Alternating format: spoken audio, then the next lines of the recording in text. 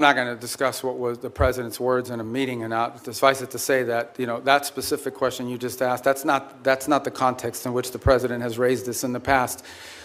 One of the key arguments that I would always use on behalf of NATO is the fact that it allows us basing rights that we could use in a contingency operation in a time of conflict, in a time of need, that we just have had. So when you have countries in this alliance, because understand, at the end of the day, we are providing basically the defense. Senator Chris Coons stepped into a Senate Appropriations hearing ready to put Secretary of State Marco Rubio on the defensive. His questions focused on three major flashpoints: Taiwan arms sales, NATO alliances, and Afghan refugees.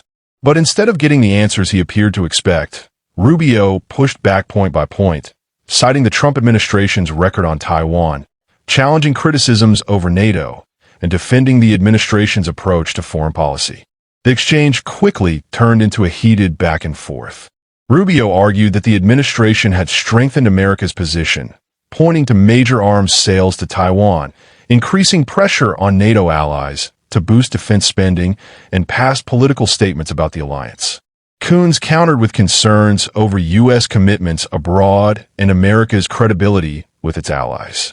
What followed was less about rehearsed talking points and more about two sharply different visions of America's role in the world. Watch the full exchange and decide for yourself who made the stronger case. Subscribe, and let's roll the tape. Senator Coons. Thank you, Mr. Chairman, Ranking Member, Mr. Secretary, National Security Advisor, good to see you again. I know from our service here together that you agree that China is the greatest national security threat that we face. And one of the key reasons is their repeated threats to take control of Taiwan by force if necessary. And Taiwan, as we both know, is not just some faraway island. It produces 90% of the semiconductor chips critical to everything from F-35s to iPhones. And its geography makes it indispensable, both to global commerce and military power. Do you agree with that? Taiwan? Yeah, it's not just strategically important in terms of where it's located. It also is the message that it sends to the world if something were to happen to it. Agreed. That's why for decades, really with leadership from the Senate in a bipartisan way, we've provided arms to deter the PRC's potential military aggression. In fact, you introduced the Taiwan Peace Through Strength Act of 2023. In January, Congress pre-approved a $14 billion arms package for Taiwan. It's been 6 months. We haven't received a notification. Have you advised President Trump to proceed with this? Yeah, it's under consideration. I don't know if you were here a moment ago when I discussed. We just did $11 billion in December, which was, I think, the largest sale in history. I think it was more than the cumulative amount under the Biden administration. And I recall during 6 years of the Obama administration, there was zero gone to Taiwan. So some way you would argue that we're trying to make up ground. So why hold off on it now? Well, so the other 14 is being reviewed. It's under review. It hasn't been, I think it's been noticed, but it hasn't been reviewed. I mean, it hasn't been approved yet. So it's under review under the White House. Mr. Secretary, my concern is that President Trump has said publicly that arms sales to Taipei are a great negotiating chip with China. And my concern at a time when the PRC has been far more aggressive than they were in previous years, centerline crossing, circumnavigation of Australia, aiding Iran and Russia in their war goals and aims, frankly, literally helping Iranians target U.S. service members. I respect the importance of our having an open negotiation and relationship with the PRC, but in the meetings you were in Beijing, did the president offer to condition arms sales to Taiwan in order to placate Xi Jinping? Well, look, I'm not going to discuss what was the president's words in a meeting, and suffice it to say that that specific question you just asked, that's not the context in which the president has raised this in the past. When the president says it's a great negotiating thing, what he's really saying is it's because China, as you can imagine, always mentions this. Like this is a top priority for them. They are constantly talking about Taiwan arms sales, but that in no way is what is holding up our decision-making or the White House's decision-making. It is something the president will have to decide on the timing of when and how that is executed on. It's been approved by Congress. It's been noticed. The money's available. And as I said, we are just coming off the heels of a very large sale in December of last year. So there are a variety of reasons why these things don't happen immediately. Well, I'll just assert, Mr. Secretary, that there is more reason than ever for the administration with congressional support to continue providing robust military capacity to Taiwan, given that the PRC is more and more regionally aggressive. You also introduced and passed legislation in 23 prohibiting any president from unilaterally withdrawing from NATO. I assume this was because you recognize that our alliances are a key advantage against Russia, against China, against other adversaries. Do you still consider Article 5 an unconditional commitment? Yeah, so let me address that holistically if it's okay, because I think we have time to do it. First of all, you're right. I have throughout my entire career in the Senate and through much of my time now in this administration been a supporter of NATO. I see its utility.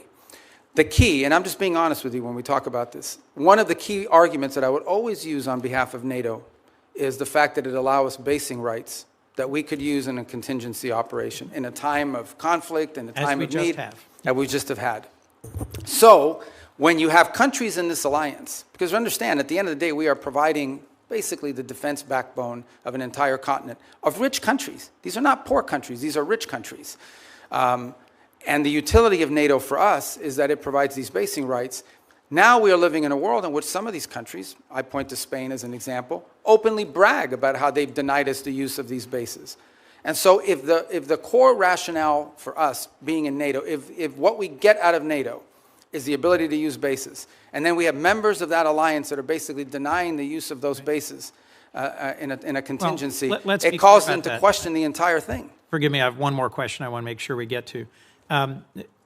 Is it not true that some of the challenges in our NATO relations have only come after President Trump threatened to seize territory from a trusted and reliable and contributing partner? Yeah, I don't think that's fair. I think he publicly said both. I know, but I don't use tariffs to coerce Denmark into giving up Greenland. Yeah, but just to tell you, look, if you go back and study the history of it, NATO tensions and debates within U.S. or whether we should be in NATO.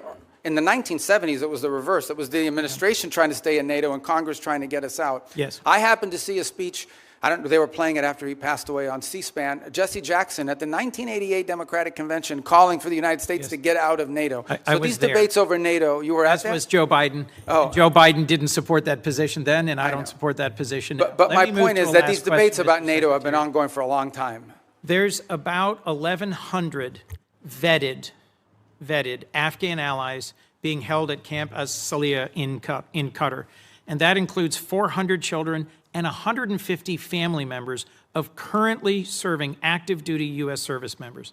They've been stranded there for a year and a half.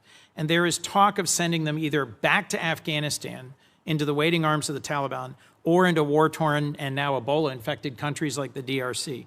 And these are people who they or their immediate family members served alongside U.S. soldiers at great risk. Can you commit to working with me and others in this body to support the relocation of these vetted individuals to the United States, especially those who are family members of currently serving U.S. soldiers? Yeah, I can't. First of all, as you know, we're under an executive order now after the National Guard attack here, and so that happened last year. So we can't admit any Afghans at this point into the country. That said, you just pointed to them being sent back to Afghanistan. Our goal, we've worked on this, and we'll work with you on it, is we have talked to multiple countries. Now, I don't know of any single country that's going to take 1,000 people, but we've talked to multiple countries about taking several hundred of these people and allowing them to move to a safe location. As you know, we are operating under not just those restrictions, but broader restrictions about immigration into the United States after 25 million people entered this country illegally over a 4-year period leading up to this administration. The president just but I'll work with you to find the right places for them to go. We want that to happen. Here's what many headlines left out.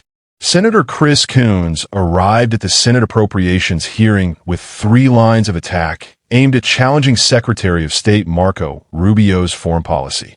By the end of the exchange, Rubio argued he had answers ready for every one of them. The first issue was Taiwan. Coons questioned why Congress-approved military aid for Taiwan had yet to be delivered, suggesting the administration could be delaying the package as leverage in negotiations with China. Rubio rejected that characterization.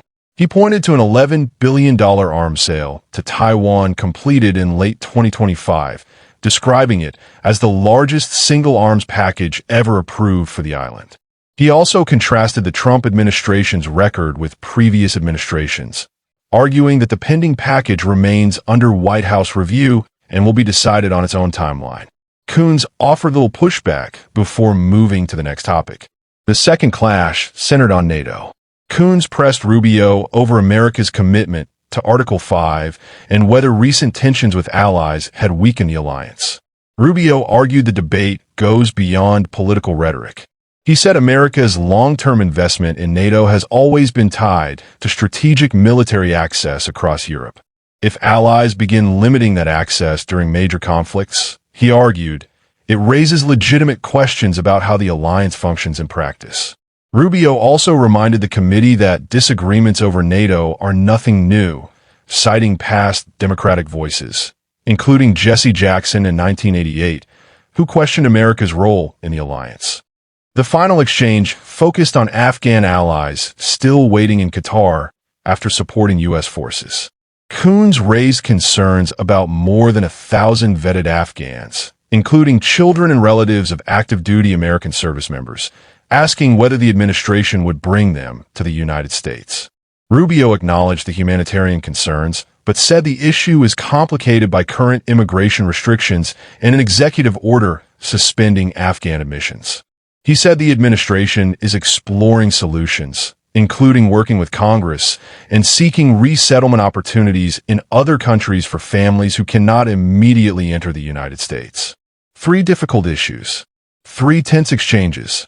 Coons sought to put Rubio on the defensive. Rubio insisted the administration's policies were backed by facts and strategic priorities. Whether his answers were convincing is ultimately up to the viewer. Watch the full hearing, then decide for yourself who came better prepared. If you enjoyed detailed breakdowns of major political hearings without the cable news spin, like, subscribe, and share for more.